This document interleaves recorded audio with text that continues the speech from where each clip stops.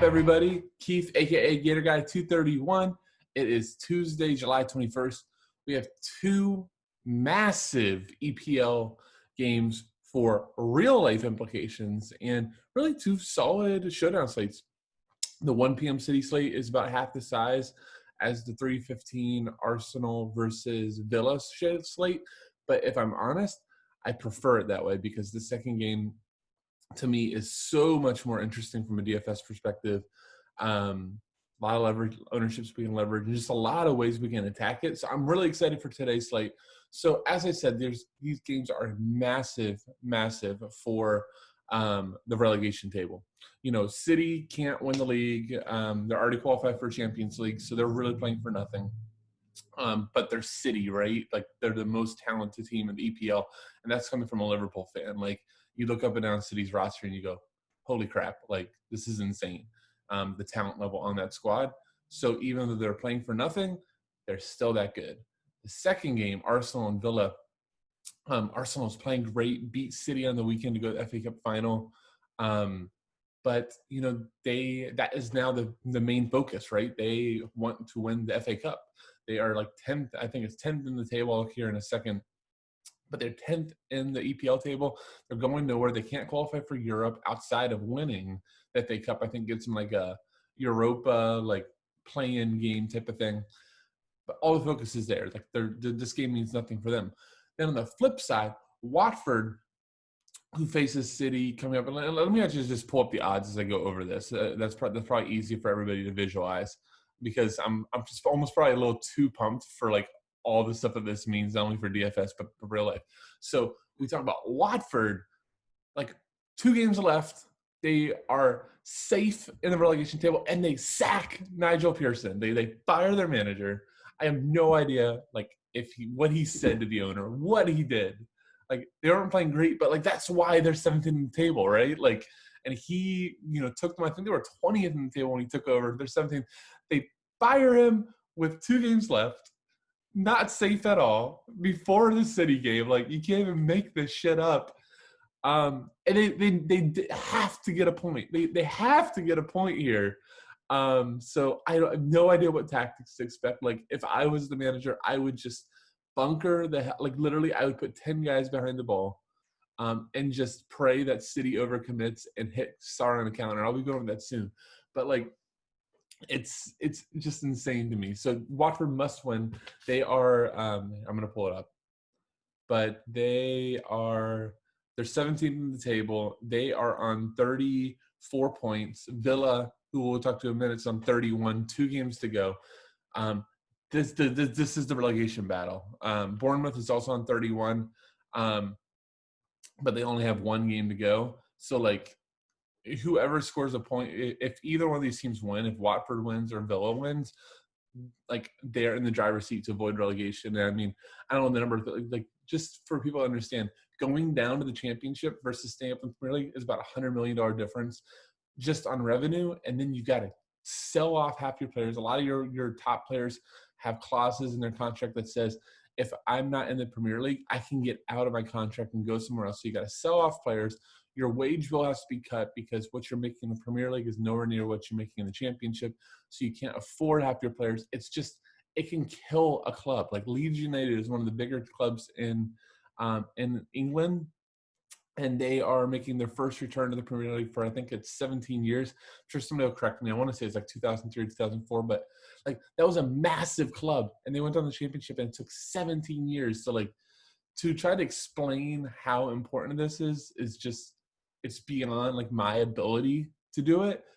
So, like, that's what just makes the Nigel Pearson and Watford thing just so crazy. So anyhow, let's kind of go over the DFS aspect of this.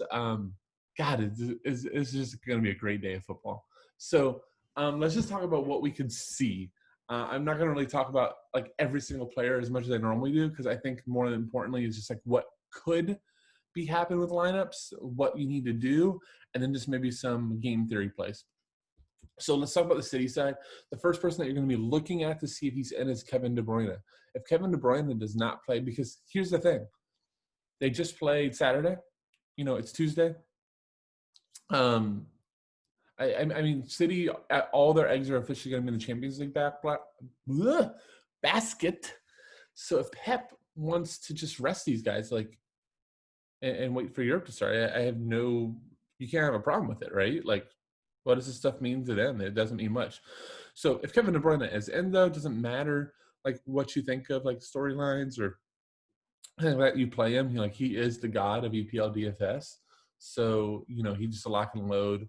He does split corners with Mahrez, although he'll take almost all free kicks and just is amazing, and PKs. So if Kevin De Bruyne and Mahrez are in, you probably play both. Even though Mahrez, at this point, I think likely it was sub. You could say the same thing about De Bruyne. Maybe Mahrez is one of your leverage points, but if for some reason both of them are not in, I've made this comment in our chat. I don't know what Bernardo Silva did to Pep, but he went from, I think he was top 5 player of the year in the EPL last season. He's an outstanding footballer. Like just watch him. He's one of the smoothest players on the ball you'll ever see, and he can't get on the pitch anymore. I do think he'll start here. He's going to start somewhere, whether he starts over David Silva in like that midfield 3 or he comes up here in the front 3 somewhere. I think likely he probably comes in for Mahrez, but he will take some sets. If you don't see De Bruyne or Mahrez, but let's say you see Gundogan would take the in swingers from the right. You also would see Foden on sets, and it's just it's the city staple of just a ton of just sets are all over the place. But you do want to kind of focus on the guys that could do it, could take some, because that gives you your city up floors, and almost all of them are going to be attackers. So you can get some safety with upside on those plays. The other guy I want you to look at is Gabriel Jesus. I think he will likely give way. That could end up being Bernardo playing to the middle. We saw, I don't remember what game it was, but we saw them try it like a week or two ago. So I think there's a chance that the front 3 is something like Phil Foden, Bernardo Silva, and maybe Raheem Sterling. Raheem Sterling was the last one to get a breather like a game ago or 2 games ago. But yeah, we're going to really be watching City's formation. David Silva, I can almost guarantee you, will not be starting. Again, I'm using Sofa because the graphic is the best. They let me embed it on the site. Thank you, SofaScore. You've been awesome, since we started these videos. But I do not agree with this formation at all. So I'm almost positive David Silva, after playing like 3 straight games of 90, will give way. One guy I want to just like bring up as just like a deep, like, don't be shocked if he plays. I think his name is Tom Doyle. Let me just make sure I got his first name right. I know it's Doyle, but yeah, Thomas Doyle. So if Thomas Doyle plays, I actually saw him take a few corners in an FA Cup game. I think he's probably going to be close to Stone Mem. I haven't pulled up pricing yet, but that would go. Zinchenko and Cancelo, I can almost guarantee will be the fullbacks. I think they are both firmly in play, especially if you kind of take the perspective, which I'm kind of taking, that Watford's just going to sit back trying their best to get a point, which would really allow Pep to send those fullbacks wide and just say, look, Otamendi and Stones and Rodri, you just sit a little deeper and form kind of like a mini back 3, and fullbacks feel free to give me some width, especially if you don't see Mahrez in. That will allow Cancelo to bomb up, and Zinchenko always is the more attacking of the two. So Zinchenko for DFS is always more likely to cross. Cancelo just does a little bit of everything. I think that wraps City up. You're more than likely going to play at least like no less than 3 City, regardless of their lineup.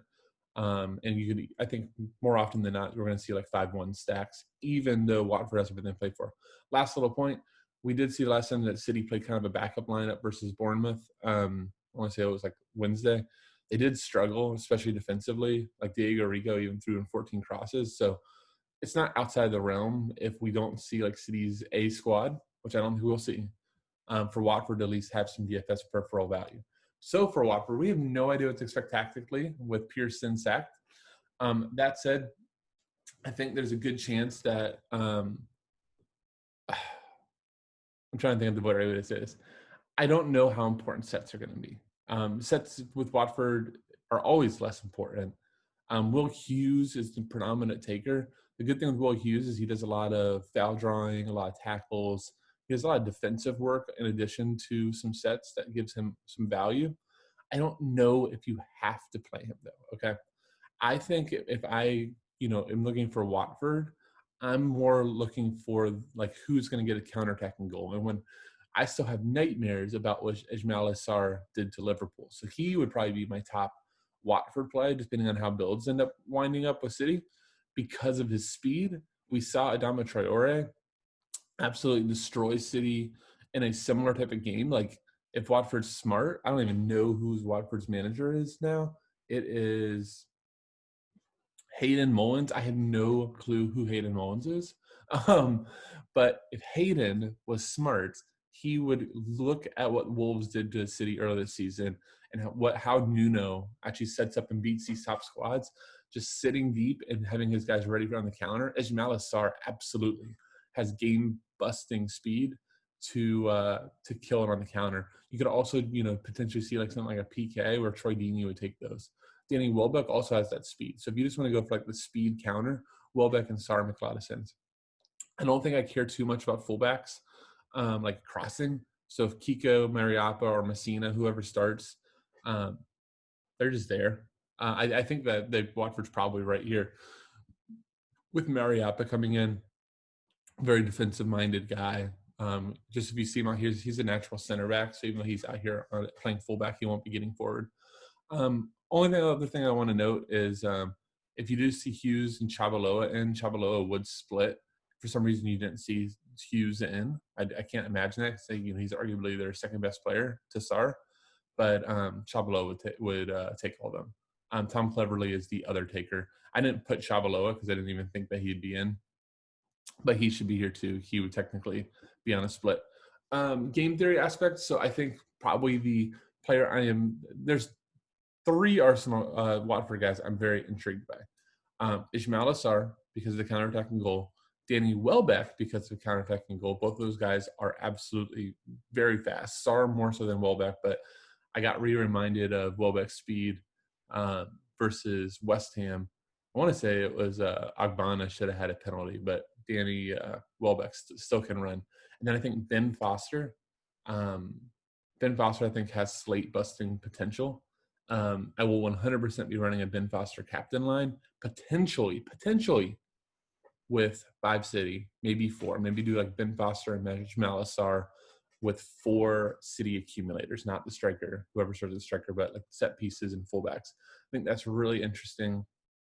Foster should be busy, and he just has to have a good game. Like, Foster is totally the type too that shows up for this type of game. So, dog keepers, I've talked about it many times, are always under own, especially when you are stacking up a heavy favorite. So very few people, we've seen it win GPPs multiple times, will stack up City, run it back with the goalie, and that can be a slate winner. And, Foster as a captain will be 1%.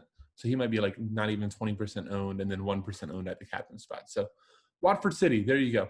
The game I'm more excited about is Villa and Arsenal. So let's talk about Villa. They are right now in the 18th spot, set to be relegated. Give me 2 seconds. They're at home. They're facing a beatable Arsenal side, which, although they've been looking good, Arsenal's coming off a huge win. We understand win hangovers very much, like not only in American sports, but it just happens everywhere. So I think there's a great chance they could catch Watford or Arsenal right now. A little too celebratory over arguably the biggest win of Arsenal's season, maybe even the last 2 seasons, beating City at City to go to the FA Cup final. So let's talk about Villa. Jack Grealish will be the first guy in my lineup. Club captain, grew up a Villa boy. He's probably moving on for the season, regardless if they stay up or not. But to me, like, this is like a narrative spot that I just think that I could totally see him showing up with like the goal that, eventually helps keep Villa up. So there's a 0% chance that I'm fading. I want to make him my captain. I want him just everywhere. So Grealish not only takes some sets, he shoots, he drops fouls. He's one of the better floors in EPL DFS. So he will be a lock in my lineup. Conor Horhane, or I think that's how you say it.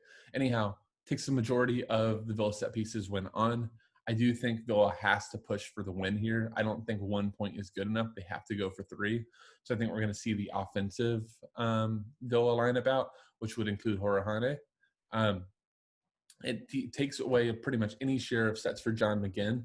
And then Jack Grealish will take a free kick or 2, corner or 2, but Horhane will be preferred over those. So I would like to lock in those two guys. John McGinn is a really, really nice player. It's been on United radar and a couple other big teams' radars. You did not see Horahane in. He would split sets with Grealish. If Horahane is in, McGinn still has a great floor from just doing a little bit of everything: tackles, fouls, drawn, shots. The one thing you just wouldn't get from him much is crosses. The other really good floor play are the fullbacks. So Matt Target hasn't been bombing forward as of late. Last game he did a little bit better, or got a little more opportunities to show offensive prowess. He finished the game versus Everton with 5 crosses, 2 shots assisted. He is a guy that's actually taken corners before, former Southampton guy, and then I'm blanking on who he played for in the championship last year. Maybe it wasn't Fulham. Anyhow, he can get forward, he can cross the ball. So I think that there's a good chance that if Bill can catch himself on the front foot, maybe versus like a weakened Arsenal side, we could see him bomb forward and be a really good DFS place. El Mohammadi only does one thing, which is cross the ball. He absolutely loves getting involved in the offensive attack. Versus Everton, 4 crosses, 3 fouls drawn. If you look at his heat map, like he's pretty much playing a wing and letting Trezeguet tuck in. So he's another fullback that can get really, really offensive. Trezeguet, Kieran Davis, more GPP. Trezeguet, two goals a couple games ago. Dudded versus Everton, but good player can show up. You also might look for, is Samata playing? Sorry, I should have known this ahead of time. I'm just trying to look at the injury report real quick. Yeah, Samata could be in for Keenan Davis, or which one? Either one, and they're goal dependent, but Villa needs a goal. I would just say that there's a very good chance that one subs off for the other, with Taylor desperately wanting to keep fresh legs, because I'm expecting a pretty intense press from Villa, at least to start. Douglas Luiz, better real life than DFS, but has shown some ability as of late. So that's Villa. On the Arsenal side of things, I would just, obviously I'm giving away that my lean is towards Villa here, with them playing for everything. I really want to see what Arsenal decides to do with their lineup. If Arteta decides that this is a good game to maybe kind of take off, so to speak. So I'm trying to see who their final game is against. Yes, funny, Arsenal's final game is at home versus Watford, which could ultimately decide it. So like Villa really needs to treat Arsenal politely here if they beat them, so that they want to help them by beating Watford the final game. But that is at home. So I wonder if I just don't know what Arteta wants to do, because the FA Cup final is August 1st. So, do you play your guys now and rest in the final week? Do you, play half here, half there? I just don't know. So this formation that Sofa's predicting is a little bit of that like hybrid of rest. So Danny Ceballos is the safest play on Arsenal by far. Like, nobody that talks to me needs to know my Danny Ceballos love, all the way back to Real Betis, to Real Madrid, and now to Arsenal. I hope that they sign him permanently.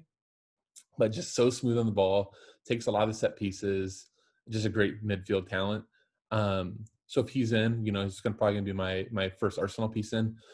If we don't see Nico Pepe, Saka would likely split, although Reece Nelson could as well.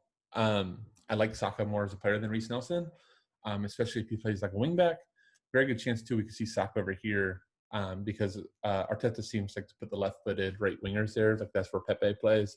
Saka is left-footed as well, so that they can tuck in. And that would make him more likely to take these corners, these in-swingers. Obviously, Pierre-Emerick Aubameyang, I'm kind of bearing the lead, would be the top Arsenal piece. He would also be the top owned play on the slate if in. So that could provide a great leverage point if you want to get off ownership, or he could easily sub early too, with Arsenal playing for nothing. Pierre-Emerick Aubameyang, you can just look at his logs. Like, he's a phenomenal player, especially playing wide. He has floor. I think in cash, if he's in, you just play him. If nothing else is a block. I don't think you make a stand on that type of thing in cash games, but 100% GPP. Nketiah, fine young striker, but is super, super goal dependent. Just keep that in mind. Cedric, if he starts, does stay wide, gets most crossing of any of the wingbacks that Arsenal would play. You could see Maitland-Niles, or also could see Hector Bellerin over there as well. But I think both of them played on the weekend, so it's more than likely to see Cedric in. Finally, just in this slate, especially goalies will be a good leverage point. Martinez, because he's been so good, will be much higher owned than Pepe Reina, especially as the favorite. So, potentially if you want to do Villa stacks, including Pepe Reina in it, and looking for like a 1-0, 2-0 win, could be a huge way of leveraging some ownership. Also, just keep in mind, like if you ever want the way to get the goalies the least owned, put him in that captain spot, widest range of outcomes. So very good chance that when your goalie concedes, your lineup could be done. But if they don't, you can jump up thousands of people on that final clean sheet win, because in the captain spot, a clean sheet win is worth 15 DK. So you scored a goal when everything's already fine. I'll talk about a tilt is when somebody thinks they won a GPP only to get passed up by a goalkeeper captain. Well, anyhow, I really want to thank everybody for watching. Covered a lot today. Really excited for the soccer. Just keep in mind, if you are interested in learning more about FSI or joining, there's a link at the bottom. We'd love to have you. Thanks again, guys, and have a great day.